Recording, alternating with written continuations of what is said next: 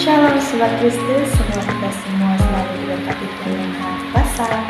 Baik, di sini saya akan menjelaskan sedikit mengenai pengertian dan contoh dalam kehidupan sehari-hari kita, yaitu tentang cinta kasih dan keadilan sosial, di mana keduanya memiliki arti yang berbeda. Di mana cinta kasih adalah sikap saling menghargai, peduli, dan berbuat baik kepada sesama. Dalam konteks iman, cinta kasih merupakan panggilan untuk mencintai seperti Kristus mencintai kita semua.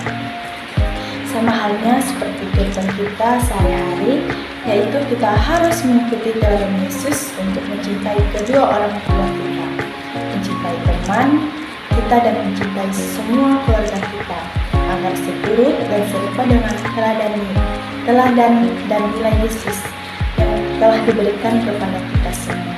Nah, untuk pengertian keadilan sosial adalah prinsip yang menuntut perlakuan yang adil dan setara bagi semua orang, tanpa memandang latar belakang, status sosial, ataupun agama. Hal ini mencakup upaya untuk mengatasi ketidakadilan dalam bermasyarakat. Nah, adapun landasan kitab suci tentang cinta kasih yaitu Matius bab 22 ayat 37 sampai 39 mengatakan, jawab Yesus, engkau harus mencintai Tuhan Allahmu dengan segenap hatimu dan dengan segenap jiwamu manusiamu dan dengan segenap akal budimu. Inilah hukuman yang terutama dan yang pertama. Dan hukuman yang kedua yang sama dengan itu, yaitu engkau harus mencintai sesamamu seperti dirimu sendiri. Nah, sedangkan untuk keadilan sosial, yaitu kitab Amsal bab 31 ayat 8 sampai 9 mengatakan, bukalah mulutmu untuk orang bisu, untuk hak semua orang yang tinggalkan. Bukalah mulutmu, hakimilah dengan adil, dan belahlah hak orang miskin dan yang berkekurangan.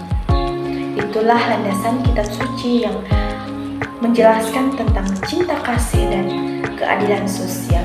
Selanjutnya ada contoh cinta kasih dalam kehidupan kita sehari-hari. Adalah yang pertama yaitu membantu teman, di mana dalam kehidupan sehari-hari kita masih banyak menemukan atau mendapati teman kita yang mengalami kesulitan, seperti masalahnya di sekolah ataupun di rumahnya. Nah, dengan membantu teman, kita bisa menunjukkan cinta kasih dengan mendengar atau memberikan dukungan baik secara emosional maupun praktis. Kita harus menjadi teman atau sahabat yang dekat ketika salah satu teman di antara kita itu mendapatkan suatu musibah. Nah, di sini kita bisa menunjukkan rasa cinta kasih, yaitu dengan mendengarkan atau memberikan semua dukungan atau persepsi yang akan nantinya menjadi semangat kembali untuk teman yang mengalami kesulitan ini. Nah, untuk contoh yang kedua yaitu ada kegiatan sosial.